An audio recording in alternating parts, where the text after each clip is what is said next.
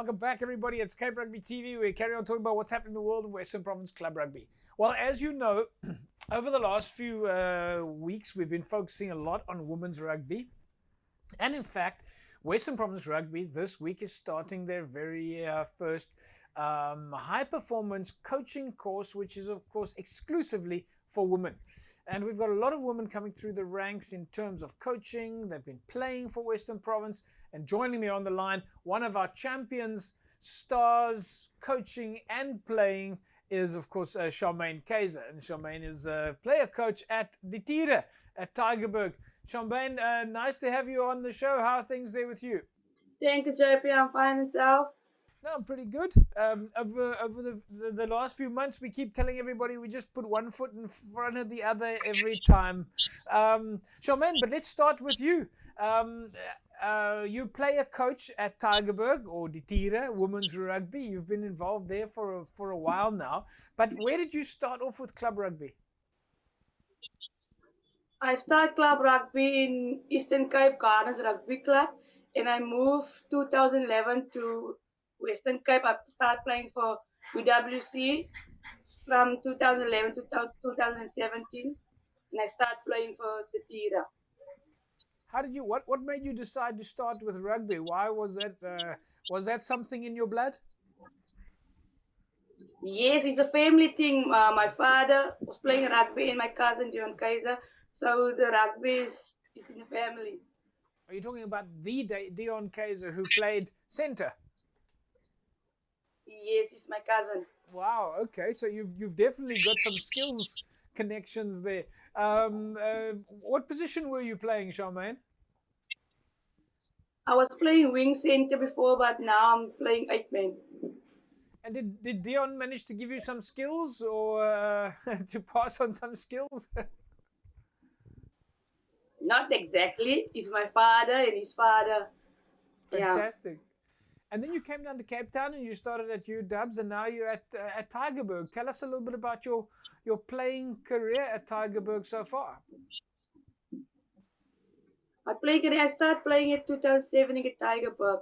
It was a great team when I started. There was a lot of experienced players. So the experienced players left. So the youngsters come through. So it's more a nice vibe, the youngsters. They give you a nice vibe and they're quick to learn about rugby. And this is something, of course, that we know that you're busy building at the moment. We had Frances Engelbrecht, the chairlady of the Tygerberg Women's Rugby structure, on the show a few weeks ago, and she said that you guys have got a lot of building at the moment, and in fact, there was a big a sponsorship also for women's rugby at Tygerberg. Yes, the sponsor come through, yeah, but there's a lot of young ladies coming through from under 16s and the 18s from Western Province, and there's still new players who don't even play rugby. So for them, it's still new in the game, but we must build it to give them experience. And Charmaine, you're also going to be doing the women's high-performance coaching course at Western Province. Yes, on Saturday, JP. And where are you hoping to take that? Are you hoping to take your coaching career a little bit further? Yes, JP. In my mindset now, I'm looking forward to start coaching now at the Tira, and then I will look forward for Western Province girls, but I will start looking from under 16 and up. Now, Charmaine, we've of course got to ask you a little bit about the league itself, because we know the Tira have been playing against other women's rugby sides in Western Province. Do you have any big memories there? Who are the tough teams to play against? The toughest team is Busy Bees. It is very tough. Every time we play them, they beat us with 1 point or 5 points. So it's a very close game every time we play against them. Now, from a fan's point of view, of course, we know the Tira have got so many fans, and I know we spoke to Francis about this as well. You guys must be missing the fans. You must be missing getting back on the park. Yeah, JP, a lot. Every time we play at Florida Park, Tygerberg field. There's a lot of fans. Not if the boys playing, the girls is playing. They're cheering the girls up. So the gees is very nice there. And if you give me a memory, one memory that stands out for you, you of course played provincial rugby and you've played national rugby. If there's a big memory that jumps out for you, what would it be? The World Cup 2010, playing against New Zealand in the first game. It was very great for me to be part of South Africa playing against New Zealand, the best team. That's incredible. And Charmaine, now you're on your side, just from a playing point of view. And we know that you've got the coaching course coming up now, but obviously you're still active and you're going to be playing in 2021. Yes, JP, I'm still going to play in 2021, but I will still be part of the coaching team. For me, it's like to put all my experience, I have to put it into the youngsters. So when I retired, I know I did my best. So I'm 33 now. I'm the oldest in the team. So for me, it's like I must put back where I left.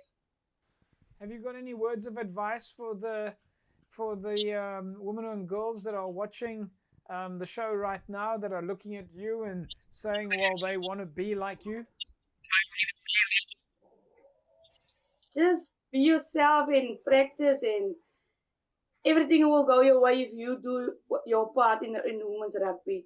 But women's rugby is big now. It's very big now. Everything is there now. Yeah, we certainly from our side are looking forward to talking a lot more to you and to the coaches that are on the course, and we're looking forward to seeing your games next year. Yes, JP. Thank you. There we go, folks. Charmaine Kaysar. We just lost her at the end there. Player coach at Tygerberg, the Tiere. And of course, well, we're looking forward to seeing women's rugby on the park, as with all rugby on the park next year. And as you know, then, of course, Western Province Rugby starting this high performance coaches course exclusively for women, I think this coming weekend. So we'll be looking forward to lots of feedback and sharing that information. Folks, that's a wrap from us then this evening. We trust that you will have a safe weekend, and we will remind you, please observe all of those regulations. Please always wear a mask, practice the social distancing, and always wash your hands. Please stay on top of this thing. We have to all be as responsible as possible. We'll see you again next week, same time, same place. Have a fantastic rugby weekend. Bye-bye.